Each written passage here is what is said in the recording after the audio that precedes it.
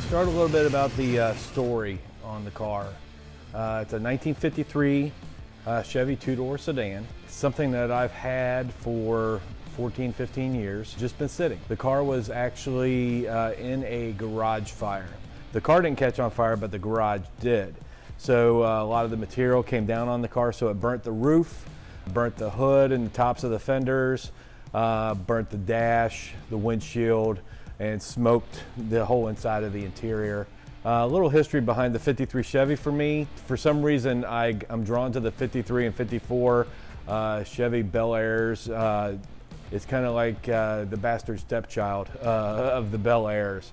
But I actually think they're actually good cars. I had a model of one when I was a kid that I built, and for some reason I've always been drawn to it. So when this one came available for 800 bucks, I figured worst happens is I get it, it's not worth messing with, and I part it out or resell it. So it wasn't anything lost. So it was just a day trip to Chicago and back to pick it up. And like I said, I've had it now for about 15 years. The engine turned out to be junk because it was filled with water from, I guess, when they put the fire out. So the cylinder walls were already rusted up. It was not in good shape. So what I did was I ended up getting in trade I think it was an 86 third gen Camaro project. I sold off the body, got rid of it, but I kept what was in it, which was a 4-bolt main 350, and I believe the engine's around a 74, no, I'm sorry, it's a 79 block. So it's your standard 4-bolt main truck motor 350. My idea for the car is to have a cool cruiser out of it, and a 4-bolt main 350 built mild with Vortec heads is what I'm doing. With the 5-speed behind it, it's going to make it go down the highway fine. I love driving a stick anyway.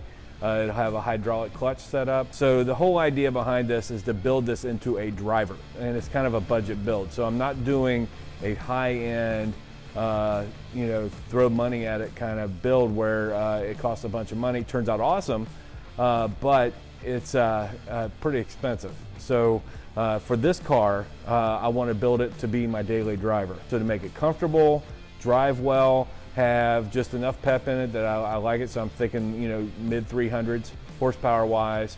You get much bigger than that. You get over 400 horsepower, the T5 doesn't really hold up that well. So keeping it under 400 horsepower, but very, very reliable. But the good thing is with this car, the bottom half of the car is in good shape. The floor pans have been replaced on that, not that great, but they have been replaced. And there is seems like an inch thick of undercoating underneath this car. So there's very little rust that I have to mess with. It's been kind of repaired before. It would not be worth stripping this down all the way to bare metal and starting over. I'm talking to do it 100% right, I'd be putting all the brand new floor pans in it, welding it all in. I'd probably spend a month just trying to get this undercoating off. Instead, I'm going to leave it as is because there's no issues with it. It's solid as a rock, and you can't really tell.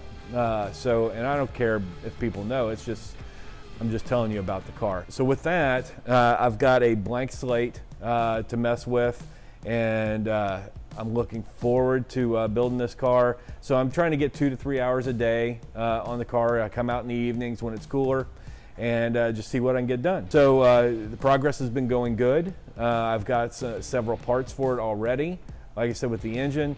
And there is, I'm going to share all the different things I've done with the engine, getting it from something that's been sitting around for 15, 20 years to getting it up and ready to use, as well as what I'm doing to the body, what I'll end up doing to the transmission, the wiring, you name it. But I also have to fix where it got burnt, which would include cutting out and welding in a new dash.